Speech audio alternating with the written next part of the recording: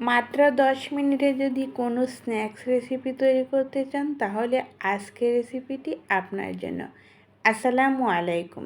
Recipes by মমিস মম চ্যানেলে সবাইকে স্বাগতম জানিয়ে শুরু করছি আমার নতুন একটি এপিসোড। ভিতরে মজাদার আলুর পুরে ভর্তি আর উপরে খুবই ক্রিস্পি এরকম একটি স্ন্যাক্স খুব সহজভাবে তৈরি করে দেখাবো। আশা করছি সবার কাছে অনেক ভালো লাগবে।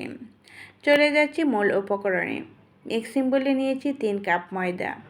ময়দার পরিবর্তে ভালো একটা আটা দিয়েও তৈরি করতে পারেন, যে সাদা আটাগুলো কিনতে পাওয়া যায় ওইগুলো দিয়েও কিন্তু তৈরি করা যাবে। দিয়ে দিচ্ছি 1 চা চামচ লবণ, দিয়ে দিচ্ছি 1/4 কাপ রান্না করা রেগুলার তেল। ময়দার সাথে সব কিছু ভালো করে মিশিয়ে নেব। যতক্ষণ পর্যন্ত তেলটা ময়দার সাথে ভালো করে মিশিয়ে না যায় ততক্ষণ পর্যন্ত মিশাতে হবে ডলে ডলে। এভাবে ডলে ডলে মিশিয়ে নিলে দেখবেন ময়দার মিশ্রণটা একটু ভেজা ভেজা লাগবে, তখনই বুঝতে পারবেন ময়দাটা খুব সুন্দর করে তেলের সাথে মিশে গিয়েছে। এখন দিয়ে দিচ্ছি ডো তৈরি করার জন্য এখানে কুসুম গরম পানি 1 কাপ। অতিরিক্ত গরম পানি দেওয়া যাবে না, হালকা কুসুম গরম পানি দিয়ে এই ডোটা তৈরি করে নেব। খুব ভালো করে মথে নিয়েছি আর ডোটাও রেডি করে নিয়েছি। এই ডো থেকে আমি 4টি লিচি কেটে নিয়েছি আর লিচিগুলো গোল শেপ দিয়ে নিয়েছি যাতে খুব সুন্দর করে সেট হয়। একটা ঢাকনা দিয়ে ডেকে রেস্টে রেখে দিয়েছি 10 মিনিটের জন্য। আলুর পুরটা তৈরি করার জন্য মিক্সিং বলে নিয়েছি 2 কাপ সিদ্ধ আলু, স্বাদ মতো লবণ, 1 চা চামচ মরিচের গুঁড়া, 1 চা চামচ হলুদের গুঁড়া, 1 চা চামচ ভাজা জিরা গুঁড়া আর দিয়ে দিচ্ছি সামান্য কালো জিরা, খুব বেশি দেওয়া যাবে না। এখন দিয়ে দিচ্ছি 1 প্যাকেট ম্যাজিক মশলা। স্বাদে ম্যাজিক এই মশলাটা দিলে দেখবেন খুবই ভালো লাগে। মশলাটা না থাকলে যদি গরম মশলা থাকে তাহলে ওটাও দিতে পারেন।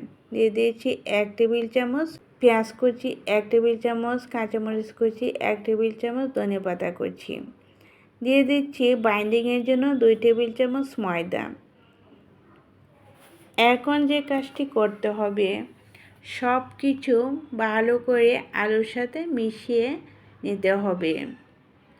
এই ময়দাটা দেওয়া হয়েছে যাতে বাইন্ডিংটা খুব ভালো হয়। ভাজার পর দেখবেন আলুর পুরটা বের হয়ে যায়, ওটা আর হবে না যদি এই ময়দাটা দেওয়া হয়।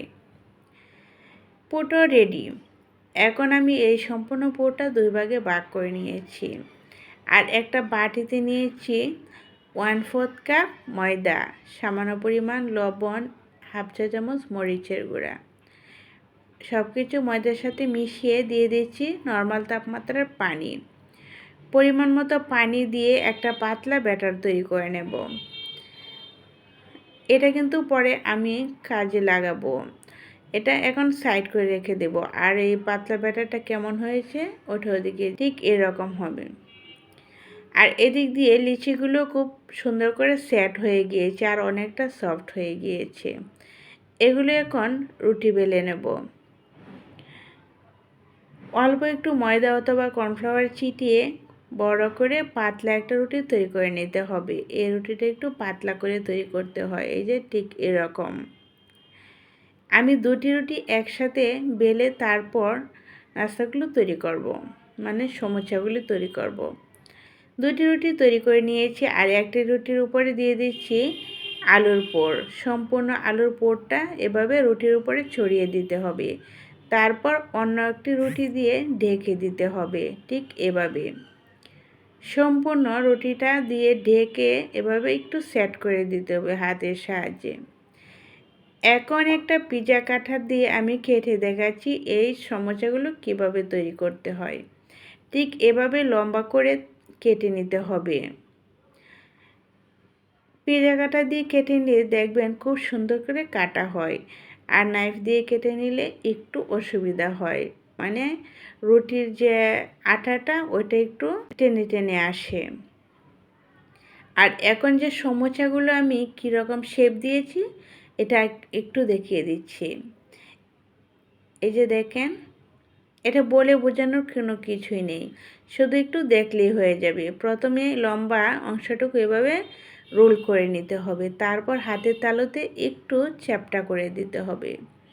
আর একটি মাথা যে আছে ওই মাথাটা নিচ দিয়ে এভাবে সেট করে দিতে হবে, তাহলে ভাজার সময় কুলি আসবে না। একইভাবে সবগুলো সমুচা আমি বানিয়ে নিয়েছি, এগুলো এখন ভেজে নেব। চুলায় একটি প্যান বসিয়ে পর্যাপ্ত পরিমাণ তেল দিয়ে তেলটা ভালো করে গরম করে নিয়েছি। যে ময়দার একটা পাতলা ব্যাটার তৈরি করেছিলাম, ওই ব্যাটারের মধ্যে এই সমুচাগুলো চুবিয়ে চুবিয়ে তারপর আমি তেলের মধ্যে দিয়ে দিচ্ছি, যাতে আলুর পুরটা সমুচা থেকে বের না হয়। এই কাজটা করলে দেখবেন এই সমুচাগুলো ভাজার পর আলুটা আর বের হবে না।